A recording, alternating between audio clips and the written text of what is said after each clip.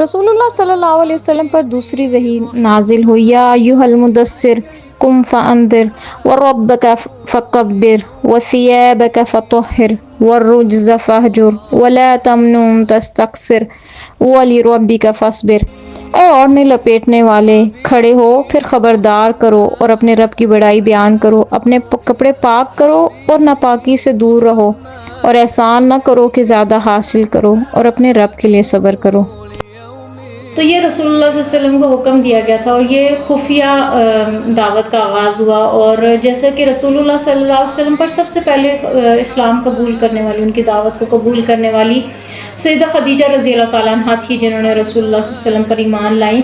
اور اس کے علاوہ جیسے ورقہ بن نوفل نے کہا تھا کہ میں اگر زندہ رہا تب تک تو آپ پر ضرور آپ کا ساتھ دوں گا، تو رسول اللہ صلی اللہ علیہ وسلم نے ان کو خواب میں دیکھا تھا، جنت میں سفید کپڑوں میں، الحمدللہ۔ اس کے بعد جب خفیہ دعوت کا آغاز ہوا تو جس کے بارے میں رسول اللہ صلی اللہ علیہ وسلم کا محسوس ہوا کہ وہ دعوت قبول کریں گے، تو انہوں نے ان کو دعوت دی۔ This was not very announced دعوت، بلکہ ایک پرسن 1 to 1 دعوت تھی۔ اس میں سب سیدنا ابوبکر صدیق رضی اللہ تعالیٰ عنہ نے اسلام قبول کیا، حضرت علی رضی اللہ تعالیٰ عنہ جو کہ 10 سال کے تھے، انہوں نے اس وقت اسلام قبول کیا، بچوں میں پہلے اسلام قبول کرنے والے تھے۔ یعنی اوور آل تو سیدہ خدیجہ نے اسلام قبول کیا تھا، مردوں میں سب سے پہلے ابوبکر صدیق رضی اللہ تعالیٰ عنہ نے کیا، بچوں میں علی رضی اللہ تعالیٰ عنہ نے کیا، زبیر بن عوام، اور غلاموں میں سب سے پہلے زید بن حارثہ جو کہ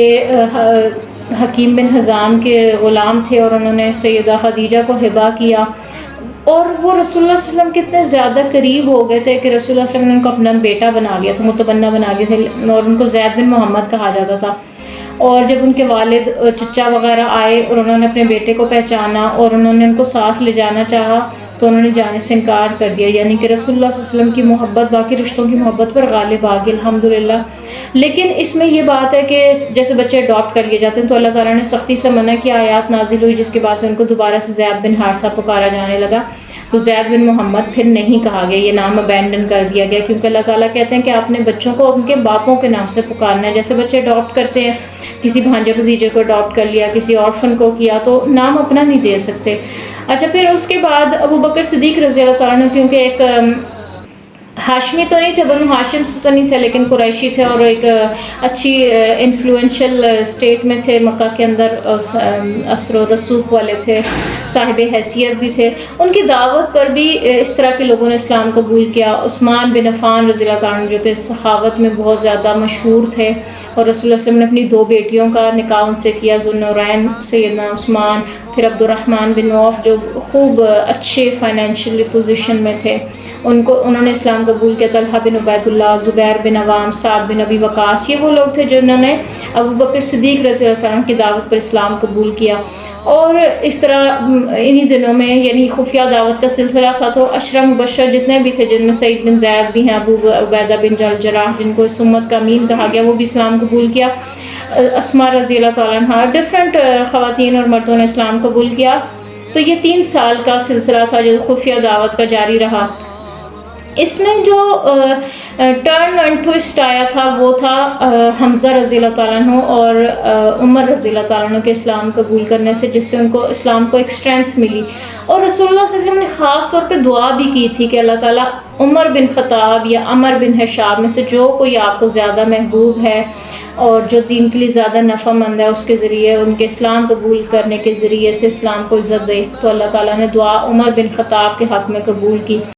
تو یہ 40 کے قریب لوگ ہو چکے تھے اور 3 سال کا عرصہ گزر چکا تھا، اور اس وقت اللہ تعالیٰ نے پھر یہ کہا فَاسْتَعْ بِمَا تُؤْمَرُ وَأَعْرِضْ عَنِ الْمُشْرِكِينَ، جو بھی آپ کو حکم دیا جاتا ہے واضح اعلان کر دیں اور مشرکوں سے اعراض کریں۔ اور کہا گیا وَأَنذِرْ عَشِيرَتَكَ الْأَقْرَبِينَ، کہ اپنے قریبی رشتہ داروں کو دعوت دی۔ تو یہ موقع تھا جب آپ صلی اللہ علیہ وسلم نے اعلانیہ دعوت کا سلسلہ شروع کیا، یعنی کہ پہلے اس چیز کو اتنا اناؤنس نہیں کیا گیا تھا کہ آپ بت پرستی کو چھوڑیں اور ایک خدا میں توحید میں وحدانیت میں قبول کریں، اسلام قبول کریں، اس میں ایمان لائیں۔ اب جب یہ اعلان ہو گیا، اللہ تعالیٰ کی طرف سے حکم آ گیا کہ آپ نے کلیئرلی اناؤنس کرنا ہے دعوت کو، تو آپ صلی اللہ علیہ وسلم، یہ وہ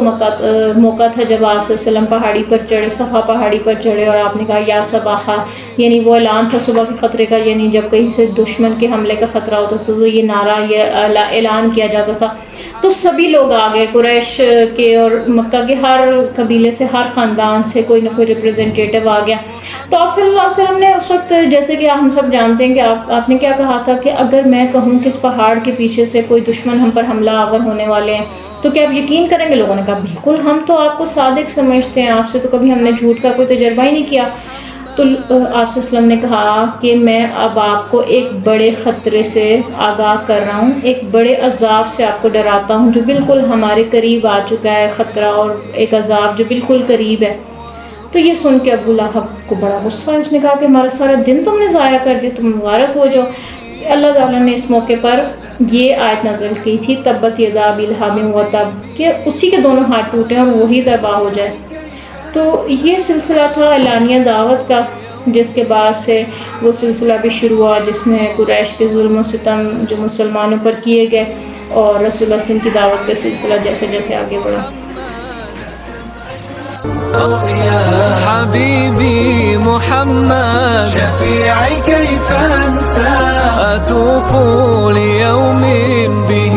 أسمو وألقى